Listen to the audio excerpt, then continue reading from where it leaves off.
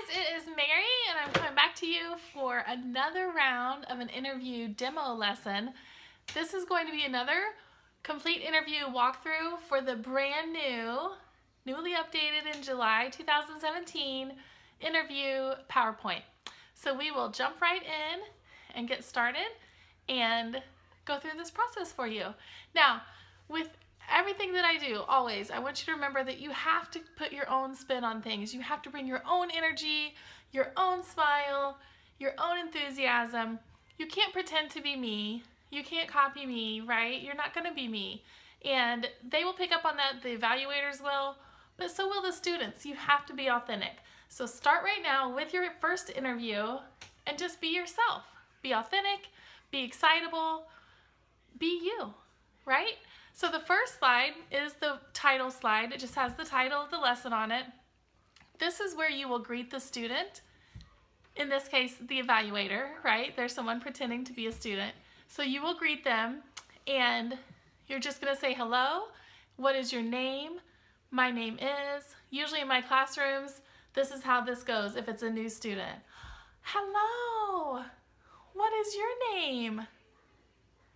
And then they tell me their name usually. And then I say, hello, Peter. My name is Mary. It is nice to meet you. And then that's it. If it's a student that I've already had, of course, I greet them by name and then I ask them how they are, how they're feeling, how their day was. So once you get through this process, that's how you'll greet them from then on. You'll say, hello, Coco. It is so good to see you. How are you today? And then my Coco always says happy. And then I say, I am happy to see you. It is good to see you. I give her a thumbs up or whatever. For this lesson, for this particular interview lesson, I highly recommend, and I hardly ever highly recommend spending money because I'm a saver, but I highly recommend this right here. This emoji ball is a lifesaver, and not just for the interview process, but I use this every day in my classroom, like every day. Whether it's in the greeting when they say, I'm fine, I say, you are fine. And then I say, I am happy. I'm happy to see you. So you can use that. There are a lot of lessons on feelings. We don't use this one ever, although we will today in the interview. That's right, mixing it up a little. But I pull this out for a prop. It's super easy because it has all the feelings on it. So it's the only prop you need. However, I say that, but I also use this guy. This guy. Because I love him. He's so fun and fuzzy and big. It's very fun. The kids love him too. So go to Five Below if you have a Five Below. If not, there is emoji stuff everywhere. Walmart. Everybody has a Walmart, right? Almost everybody. Okay. Complete interview walkthrough. Here we go. First slide, it's your greeting. We just did that. The next slide is a reward system. You can print this off and like laminate it and write on it with a whiteboard marker, or print it off and just write on it with a marker, draw on it, draw the bananas, whatever you want to do. Actually, I don't remember if it's bananas or spider or what it is, but you can use that reward system, absolutely. That's fine. You will want to be able to show it to them, so you can even draw it on a whiteboard yourself or print that off so that you can write on it. Or you could even come up with your own reward system. I did this for my mock classes, so if you want to use the one they give you for the interview and then switch it up when you get to your mock, that's totally fine. A few things that I use for rewards are candy. One of the candy things I do is the Pez dispenser. You get candy from Chewbacca. Da, da, da, da, da, da, da, da, da, da, da. I do that. You basically are telling them, when you do a good job, you get candy. Or whatever's on that reward slide for the interview. When you do a good job today, you get a spider. Whatever it is, I can't remember. I also do bubbles. Kids love bubbles. This is also a good way, once you're teaching, to reel them back in. If they are getting bored, or they're putting their head down, they're so tired. Some of these little ones are so tired. Guess what? Very good. You get bubbles. Lots of bubbles. Or I usually say many, many bubbles. Many bubbles for Eva. Very good. That wakes him up every time. I do have to warn you, my cat likes bubbles. He just came. I just blew bubbles and he just came in the room. So if you have a cat, just be ready for it to come when you blow bubbles. He's here right now. After the reward slide is going to be a little warm-up activity. And in your normal classes, this is usually some type of song or poem, something that you can read together. So what I do in my classes, unless I have the student that's a regular that I know they can read on their own, then I let them read it. But I read it and I point to my chin when I'm reading it, and then I have them repeat it. So I go to my ear for them to repeat what I've said. So on slide 3, you'll say a line and do the motions. Say a line, do the motions, and then have them say the line, do the motions. So that's just a common thing in VIPKID. When you want them to repeat something, put your hand right here, your finger, and then when you're ready for them, you're listening for them, put it at your ear. Okay, so that's slide 3. You'll just go through that little, whatever it is together, the little poem or song, phrase, sometimes it's a chant, it varies. But for the interview, you'll go through that line by line, saying it slowly. You don't want to be Speedy Speederson here. Go through it slowly, word by word, with the motions, and then put your hand at your ear. So on that one, I would do the motions at the end. So when you get to the end of the sentence, do the motion that goes with that feeling, okay?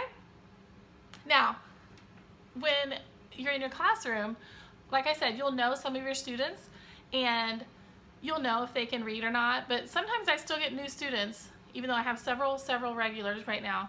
I still get new students, and I often will start to read a poem, and I'll read every word of that first line, and they look at me like, what? I don't even know what you just said. And then I'm like, oh, whoops, I don't know you, and I don't know what pace you can go, so let's go a little slower. And then Teacher Mary backs it up, says it again really slowly, and I'll say like 2 or 3 words at that point and see if they can handle repeating those 2 or 3 words. So for the interview, that's something to watch for. You're gonna have to be able to adapt because all the mentors are gonna react differently, the evaluators, just to see what you can adapt to and what you can do. So be ready for that. It's no different in the classroom, you guys, seriously. Just this morning, I was like, blah, blah, blah, blah, blah. And the kid looked at me like, and then I think he even typed no in the chat, I don't know. I was like, let's go slower. I will say 3 words. And then he says 3 words back. So feel them out, okay? Work with your student on that. Next up is slide 4. And on slide 4, it looks a little intimidating, especially if you're not surrounded and immersed in this yet. This is your first look, right? So you're like, what? How am I supposed to get the kids to do this? But it says review at the top. So that means they're familiar with that letter sound, and you're just going to review that sound with them. So in the middle, there is a letter. I would circle the letter and say the sound. Put your finger here because you want them to repeat it. Let's pretend it's the letter H. I would circle it and say H. Have them repeat it. H. Now, if you're not familiar with synthetic phonics, that is what VIPKID uses to teach the letter sounds. I do have a video for you that just literally goes straight through all the letters and what their sound is with synthetic phonics. So that's what we use. We don't say ha, ha, H. We say ha, ha, H. After you have them say the sound, I would point to the first picture with a little arrow. I often draw a little arrow on the screen, or you can just draw a line to that picture and say ha, ha, horse. Have them repeat it. Horse. Horse. Ha, ha, horse. Yes. Circle, horse. Circle. And if they don't circle, then you can circle for them. Circle, horse. Ha, ha, horse. Have them repeat. Then do that with each one. Point to the picture say the word, think about it a minute, and then lead them to circle it. If it's a yes, circle. And if it's a no, tree. Then go to the next one. All right, so you'll just go through that. It should be a review. It should be fairly quick. If they don't know the letter sounds and they don't pick up on it, then you can model it a couple of times, but you really want to lead them to do things. So you're trying to get them to do the circling on this one. On slide 5, you've got some letters, and you're asked to have them blend those into a word. Here is what I do in the classroom. I would take that first letter, I'm going to say it's an F, using synthetic phonics, so make sure you look that up. We don't say fa, ba, la, da, ga. Look up synthetic phonics video. I'll put the link in the comments for you. Here's what I like to do. If the letter is an F, I would hold up an F and say, have them repeat it. They are likely to say fa, so get that out of there, say until they say it correctly. And then, so correct it if they say it incorrectly. Is. Okay, I'm pretending that my letters are F and then I-Z, just so you know. So then I would say is. Have them say it separately. And then here's a fun thing that my students do that I love, that we do together. I either make a heart shape, is, fizz, or you can just clap it out. Is, fizz.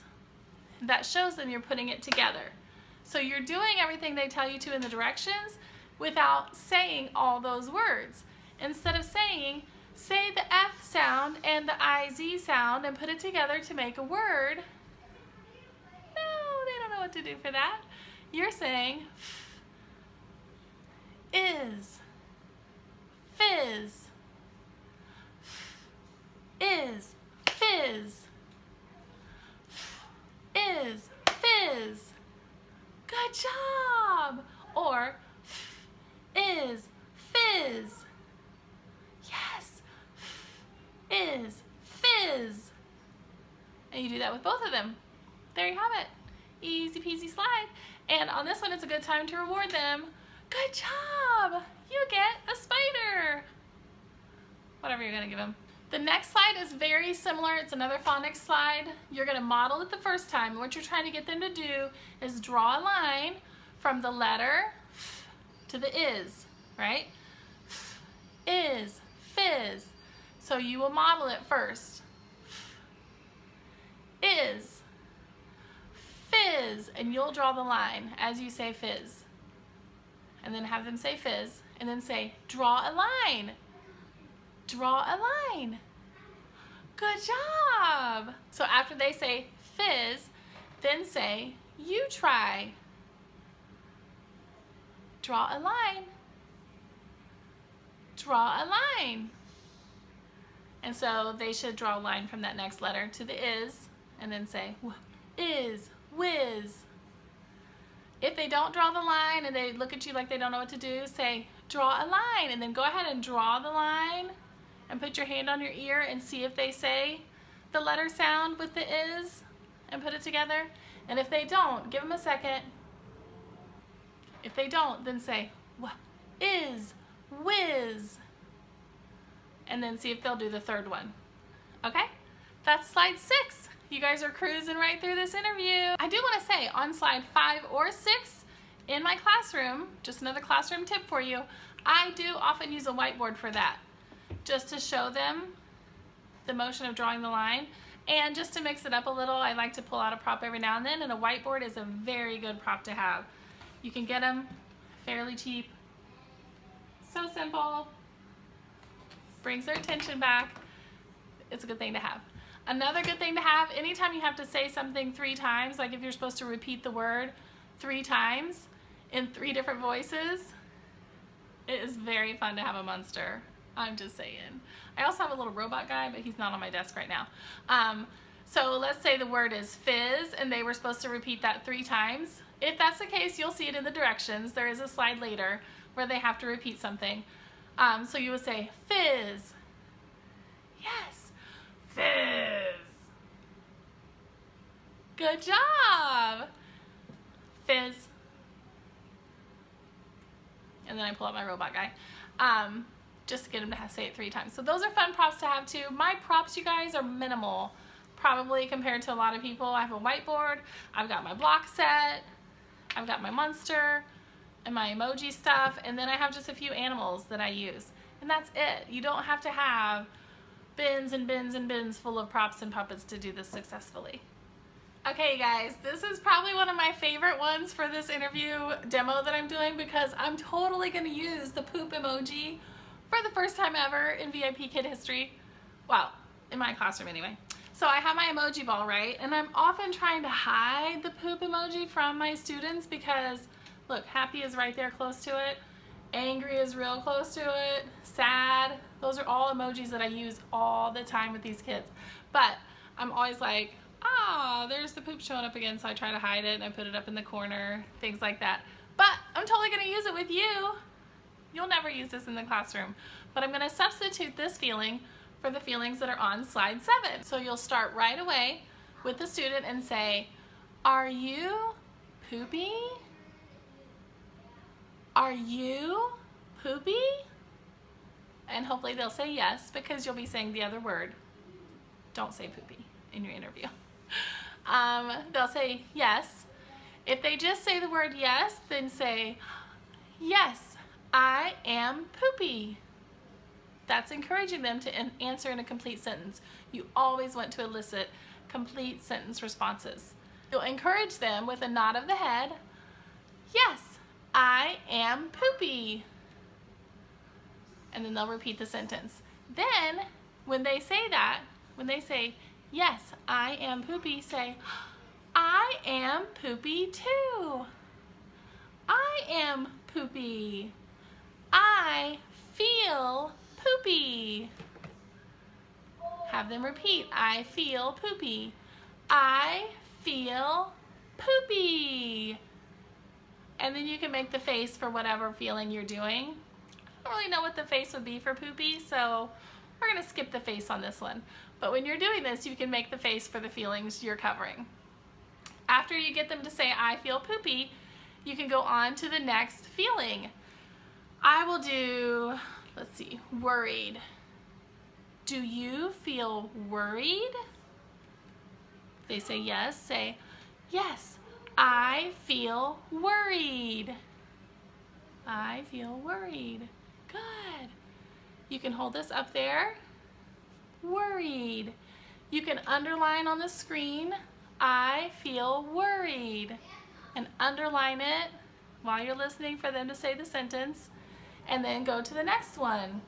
Do you feel, and you can even say when you're trying to find the next emoji on the ball. Sometimes that's a good way to pass the time while you're looking for it. You just sing and pretend you mean to be moving it like that. Because they get hidden on here, there's so many. So you could say, do you feel cool? Yes, I feel cool. Good job. You get bubbles.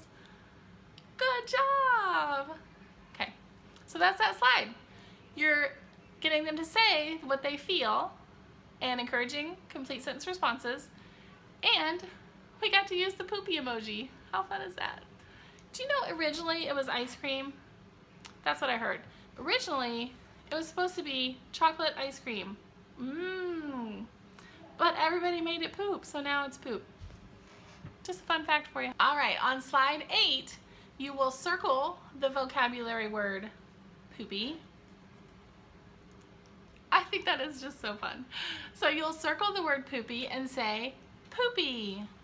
Have them repeat it. Poopy. Poopy. Poopy. Sometimes I just do that. Poopy. Go down low. Sometimes I bring out this guy. Poopy. Or sometimes I say poopy. Have them repeat it. So 3 different voices, however you want to do that. Just make sure they say it 3 times. So you've circled it and you've said poopy 3 times. We'll do that again. Circle it. Poopy. Yes. Poopy. Poopy. Good. Poopy.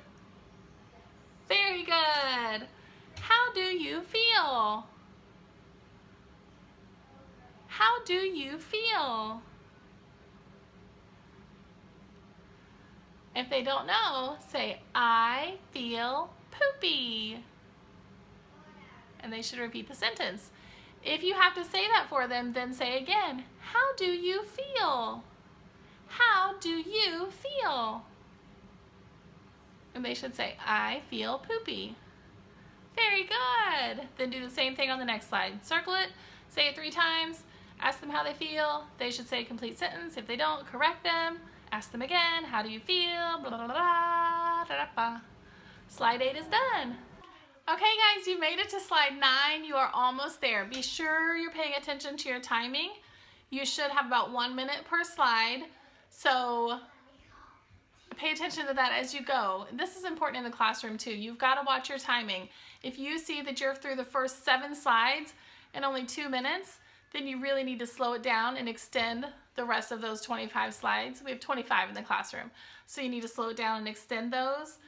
Same with the interview. If you're flying through, go ahead and extend. Have them keep repeating, I am poopy, or I feel poopy, or whatever slide you're on, just to reiterate that. And same thing with the words, the phonics, you can have them repeat that a couple more times. You don't want to go over, but you don't want to finish early either. So really watch your time. I didn't watch my time for my interview, and I think I went over for that and my mock 1 and my mock 2 I learned. And back when I did it, we all had to do, I think almost everybody had to do a mock 2. But anyway, I did, because in mock 1 I went 8 minutes over. That's crazy. So watch your time. If you have a phone or something, some kind of timer, put it there on the desk so you can watch that. It might be in the classroom now, I'm not sure if you can see the timer when you're interviewing. We do have that in the classroom though, which is very helpful. I just look at the corner of the classroom and pay attention to that timing. So you don't want to go over by several minutes. You don't want to end early. So on slide 9, you should have about a minute and 20 seconds left. Go ahead, and what you're going to do with this one is say, can you draw a line? Draw a line.